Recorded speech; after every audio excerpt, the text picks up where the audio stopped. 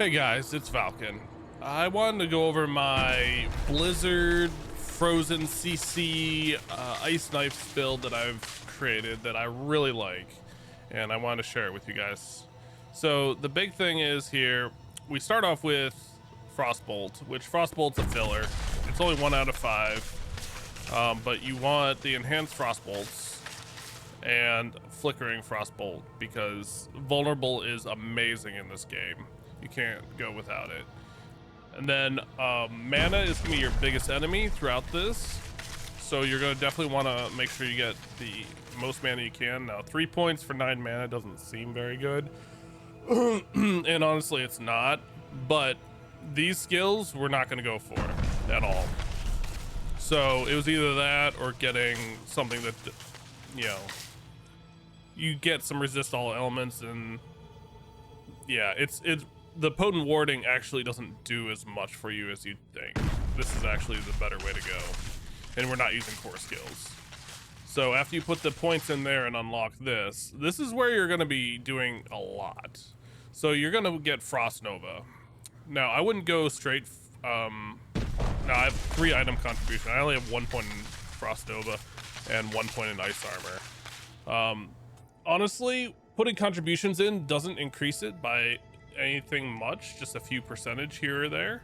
I think it's 3% per Ice Armor for your base life, and then this is just cooldown seconds, which actually we want the longer cooldown, and I'll tell you why.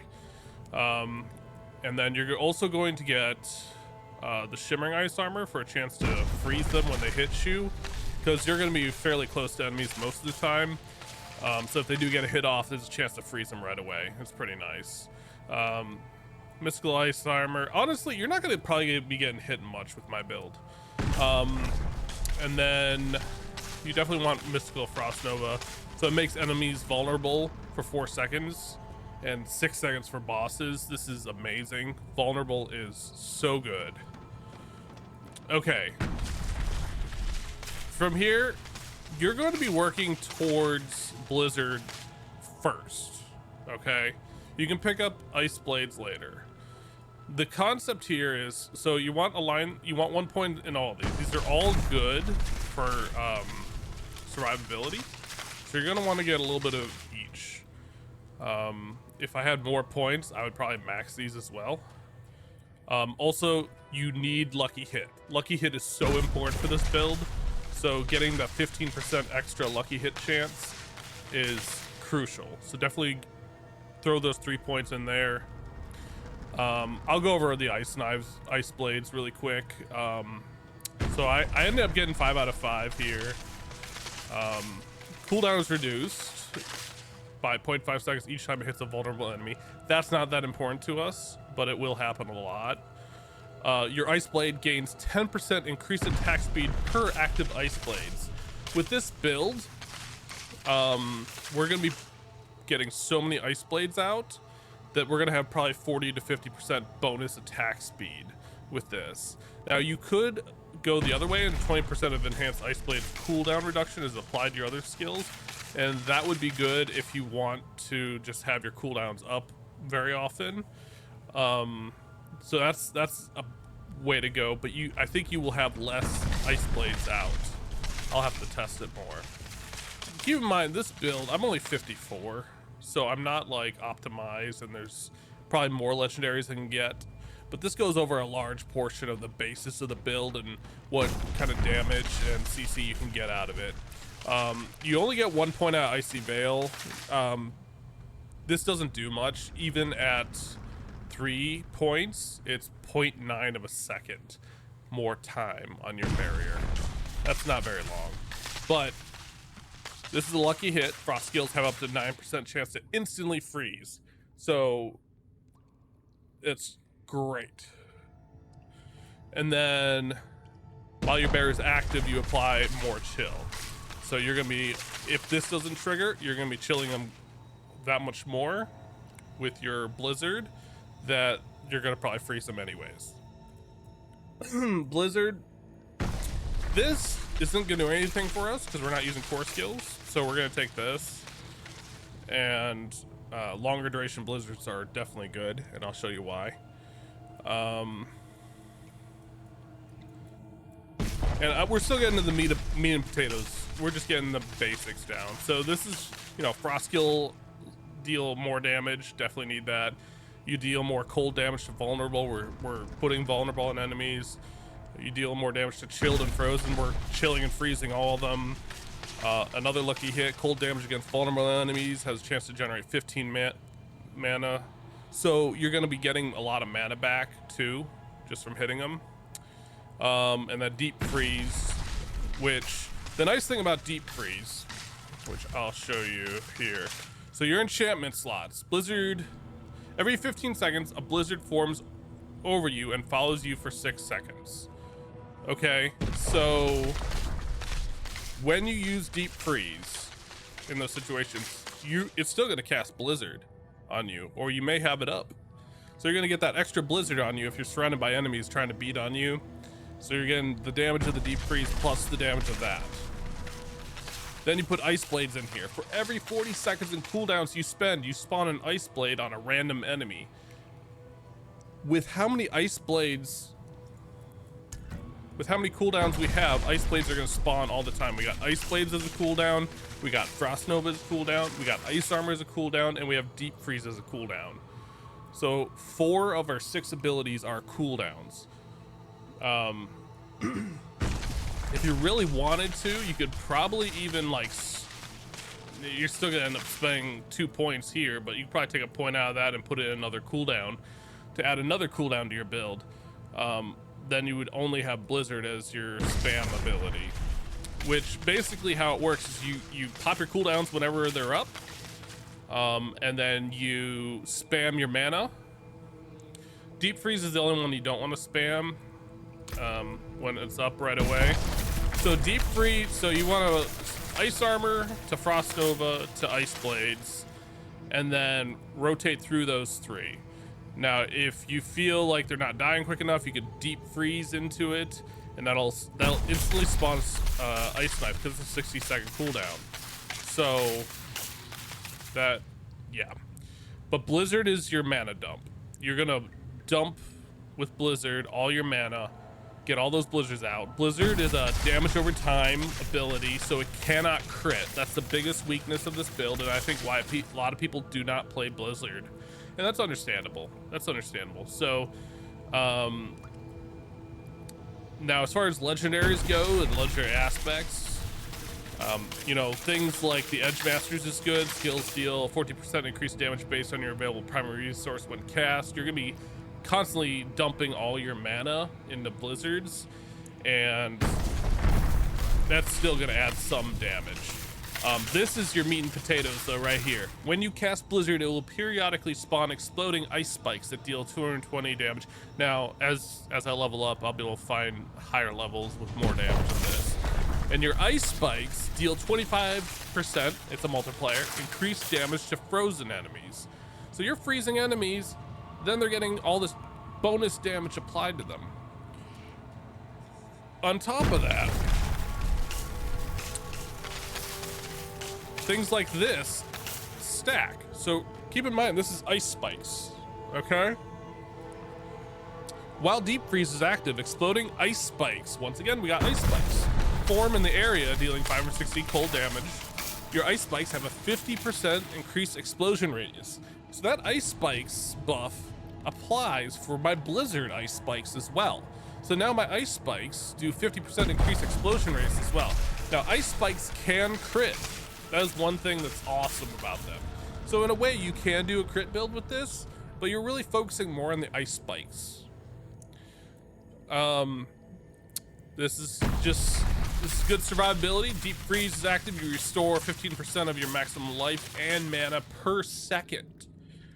So that's very nice.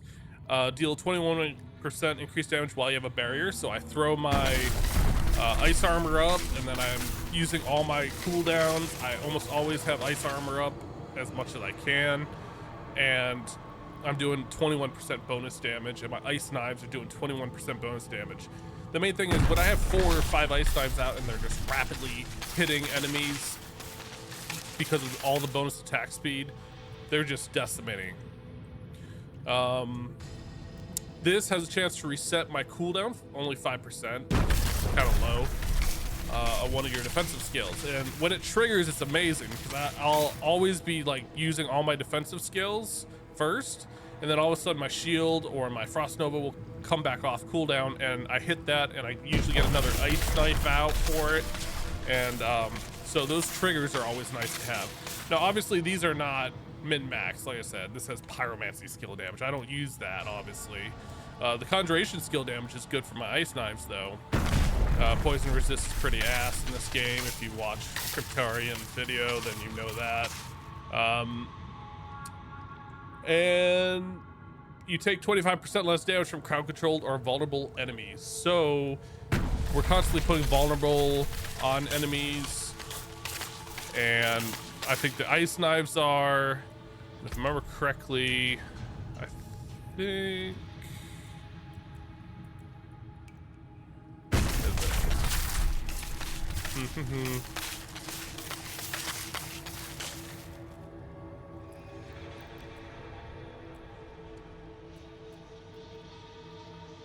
Yes.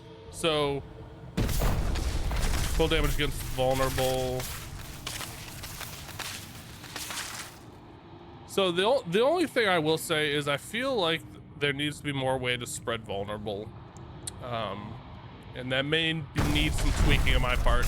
Because right now the only ways to get vulnerable for me is the Ice Blades proccing it, and the Frostbolt hitting a frozen target. So, but Frostbolt's a little too single target. So, but that's pretty much the build. Now, as far as Paragon Tree, I'm not very far in it. However, I did get the best, probably the best in slot for it right off the bat. So this skill, for every 5 intelligence within range, mastery skills gain 2% increased damage. And if you get the bonus, which I have, mastery skills have 20% increased area. So if you see here, right now I have all the intelligence in the area, 19.8% mastery skill damage. Mastery skills have 20% increased area. So my blizzard is pretty big. So I'll just briefly show this to you, to give you an idea of what it's like. Watch me just... Oh, it's an event. Okay. Like, that's no big deal. I need time. Pop the cooldown. Here, I'll even do this. Things just... There was a lead in there, it's dead. Keep in mind, that's my ult. So... See the Ice Knives coming out. You're doing some damage. Things are just dying. I lack needed mana. I'm not ready yet. Things freeze so quick that I could just sit here in most circumstances. Get out of the fire. That's that.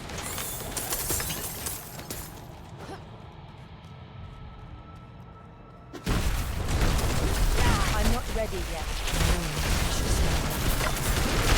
The amount of CC you get between all the, yeah.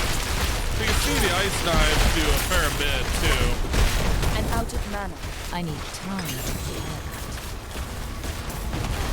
Oh, I walked right into that. That's my own fault. That was stupid of me. Okay. But yeah, you guys get the idea.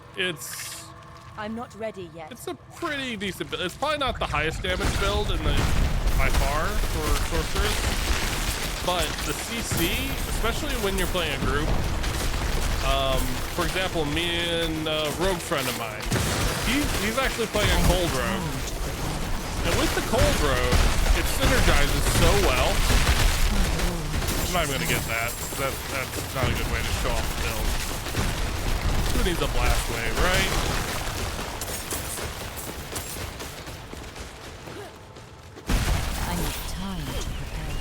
That being said, there are some uniques I found that I think will be better for this build. I just have to work them in. So I think we got a lot of elites here.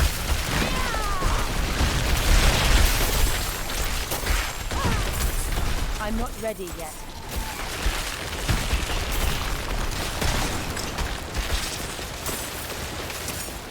So yeah, that's it. Dear brother, A soggy letter. I'm calling in a family favor. Anyways, We've got a spider problem. shut up. Anyways, that's it. I just wanted to show off my build. It, like I said, it's probably not the highest damage build in the game, but it is very good CC. It's very easy to play. It's great for clearing large packs of mobs all at once because you're freezing and CCing them all. Especially if you get like an overpower trigger or something. Oh, that's one other thing. You need to get damage over time because Blizzard's damage over time. So damage over time is one of your most important stats. So that's why you want to put amethysts in your weapon, rubies in your armor, and of course skulls in your jewelry. There you go. Thanks for watching.